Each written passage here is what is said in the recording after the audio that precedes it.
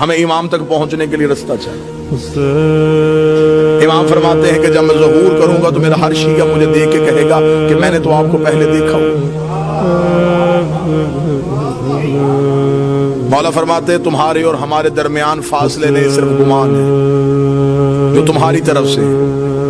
مولا فرماتے ہیں میرے شیعہ اور مجھ تک پہنچنے کے لیے جو سب سے پہلا ایک وسوسہ ابلیس میرے ماننے والے کے دل میں ڈالتا ہے وہ یہ ہے، کہاں وہ کہاں ہم۔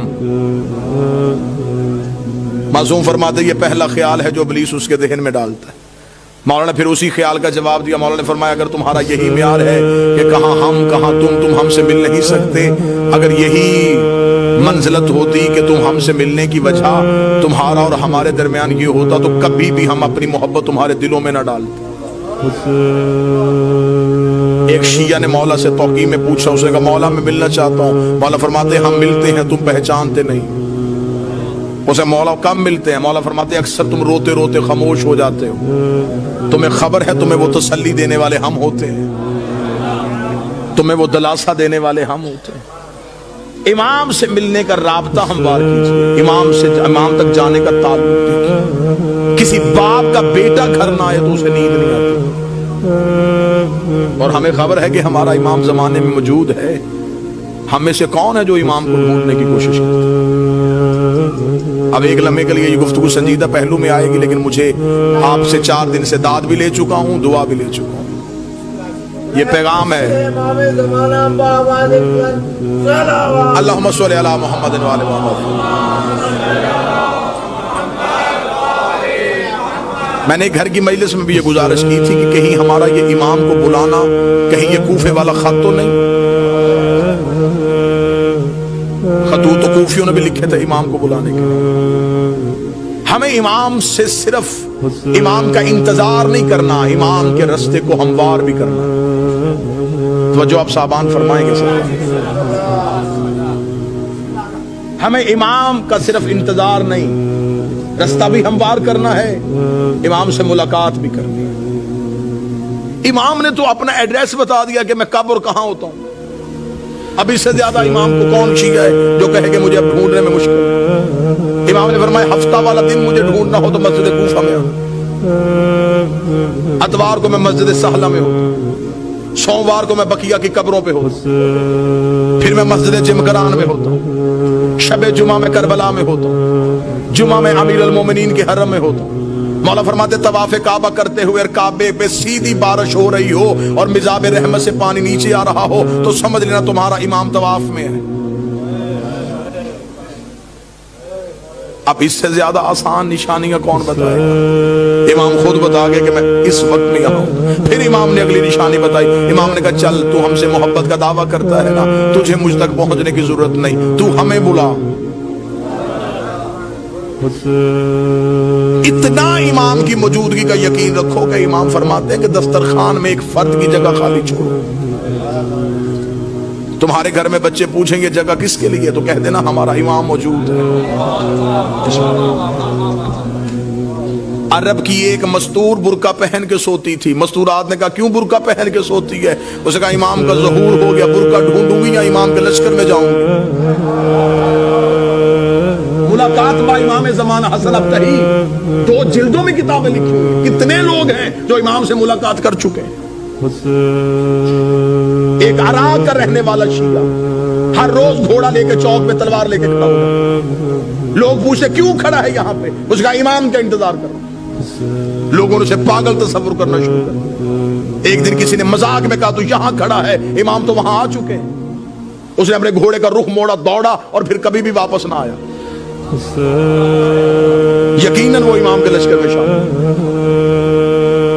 امام تو ہمارے اتنا کر۔ ایک شخص نے ایک عارف سے آ کے شقیق نے کہا کہ میں مولا سے ملنا چاہتا ہوں، مجھے کوئی عمل بتائیے جو میں کروں اور امام سے ملاقات۔ موضوع پسند ہے سر؟ یا علی مشکل، مجھے کوئی عمل بتائیے میں مولا سے مل سکوں۔ انہوں نے کہا عمل یہ ہے کہ رات کو تیز نمک والا کھانا کھا کے سونا۔ اس نے کہا کیوں؟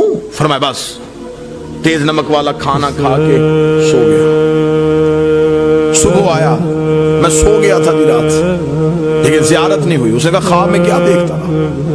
اسے کہا پانی، اس لیے کہ میرے دل میں پانی کی طلب تھی. اسے کہا جتنی طلب تیرے دل میں پانی کی تھی اتنی امام کی کر، ملاقات ہو جائے. شدت پیدا کر امام سے ملنے کی، خواہش پیدا کر امام سے. ایک شخص کو خبر ہوئی کہ کربلا میں مولا امام حسین کے حرم میں جو 40 روز زیارت عاشورہ پڑھے امام اس سے مل لیتے. اور یہ آج بھی ہے، منقول ہے روایات میں کہ حرم امام حسین میں زیارت عاشورہ کا 40 روز کا عمل کیا جائے تو امام مل لیتے. وہ 40 روز زیارت عاشورہ کا عمل کرنے کے لیے چلا گیا. جیسے جیسے دن گزرتے گئے ذہن میں اعتماد ختم ہوتا رہا کہ نہیں، ملاقات نہیں ہو سکتی، میں اس قابل نہیں ہوں، میں گنہگار ہوں، وہ مجھ سے نہیں ملیں گے. بس یہ اعتماد کم ہوتا گیا. دن قریب آنے شروع ہو گئے. ذہن میں آیا گھر واپس چلا جاؤں، بچے اکیلے ہوں گے، کاروبار تباہ ہو رہا ہوگا. گھوڑے پہ بیٹھا اور حدود حرم سے نکلا. جب وہ کربلا سے نکل رہا تو گھوڑا سوار اس کے ساتھ چلا. گھوڑا سوار کی آواز آئی، کہاں جا رہا ہے؟ کہنے لگا کوفہ. کس رستے سے جائے گا، خشکی کے یا فرات کے؟ کہنے لگا خشکی کے رستے. گھوڑا سوار کی آواز ہے، پھر کوفہ میں ایک میرا کام کرے گا، ایک امانت ہے، وہ کوفہ میں ایک شخص کو دے دینا. کہنے لگا کیا امانت ہے؟ اس نے کہا کوفہ میں ایک ریان نامی شخص رہتا ہے، اسے یہ 40 دینار دے دینا. جب تو اس کے دروازے پہ جائے گا، دستک دے گا، صبح کا وقت ہوگا، وہ دروازہ کھولے گا، اس کے بازوؤں پہ خون کے چھینٹے ہوں گے. پریشان نہ ہونا، وہ قصاب ہے، صبح صبح جانور ذبح کرتا ہے. ذہن میں پھر نہ آیا کہ جو پہنچنے سے پہلے وجہ بتا رہا ہے.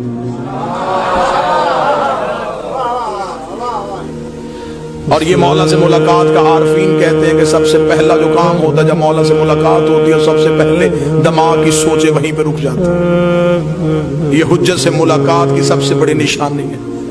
دماغ وہیں پہ رک جاتا ہے. جب ملاقات ختم ہوتی ہے تو پھر وہیں سے شروع ہوتا ہے. اس لیے معراج کی رات ہر چیز وہیں کی وہیں رک گئی تھی.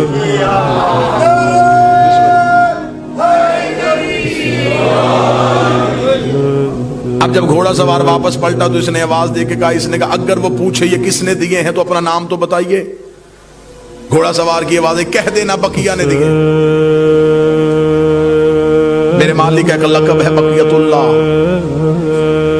چلا گیا، جا کے کوفہ میں صبح پہنچا. اسی قصاب کے دروازے پہ دستک دی، اندر سے وہی شخص نکلا، بازوؤں پہ خون کے چھینٹے. دیکھیں گا مجھے خبر ہے تو صبح صبح جانور ذبح کر رہا ہے. کہاں سے آیا؟ کہنے لگا کربلا سے آیا ہوں. تو میرے دروازے پہ کیوں آیا ہے؟ میرے پاس تیری ایک امانت ہے، یہ 40 دینار کسی نے کربلا سے دیے، اسے کہا ریان کو دے دینا. آنکھیں کھلی کی کھلی رکھ، رک یہیں پہ. اندر گیا، لباس تبدیل کیا، وضو کر کے باہر آیا. کہنے لگا زحمت ہوئی تجھے میرے دروازے پہ، میں معذرت چاہتا ہوں، تجھے اپنے دروازے پہ روک کے رکھا. میں لباس تبدیل کر چکا ہوں، وضو کر چکا ہوں. تھوڑی دیر کے لیے گھوڑے سے اتر، مجھے وہ آنکھیں چومنے دے جس سے تو نے مولا کو دیکھا ہے. مجھے وہ ہاتھ چومنے دے جس سے تو نے مولا کو ہاتھوں کو ہاتھ لگایا. یہ پریشان ہوگا تو کون سے مولا ہے؟ اسے کہا یہ کیا تمہیں صاحب الامر نے نہیں دی گئی؟ کہنے لگا کون سے صاحب العصر؟ کیا وہ امام زمان تھے؟ اسے کہا تو وہاں مل کے آیا، تجھے پتہ ہی نہیں؟ مجھے جو جب بھی کوئی مشکل ہوتی ہے میں انہی کو بلاتا ہوں. میں نے تو ابھی رات کو کہا تھا مولا 40 دینار کا قرضہ ہے، مجھے واپس دینا ہے. صبح سے پہلے اس نے واپس بھیج دیا.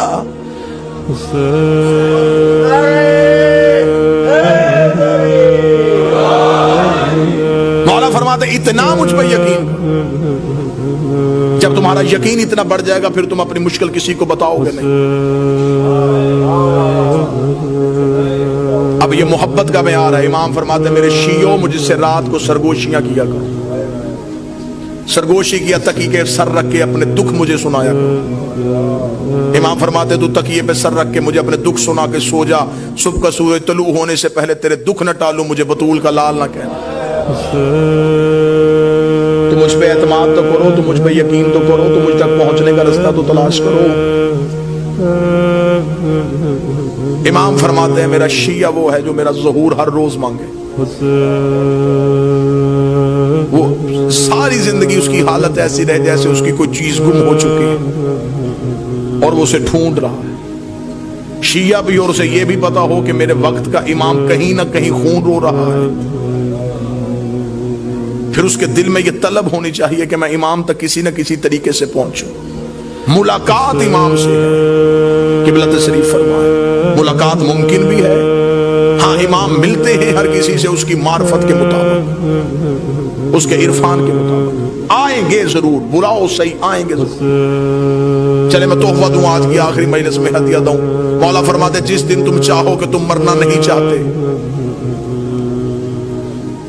جس دن تمہارا جی زندہ رہنے کے لیے ہو کہ آج میں زندہ رہنا چاہتا ہوں، عمل یہ ہے مولا فرماتے اس روز آنکھ کھلے تو اٹھتے ہی، بلکہ یہ روز کا معمول بناؤ، آنکھ کھلتے ہی السلام علیکم یا صاحب العصر والزمان، اے میرے وقت کے امام تجھ میں میرا سلام۔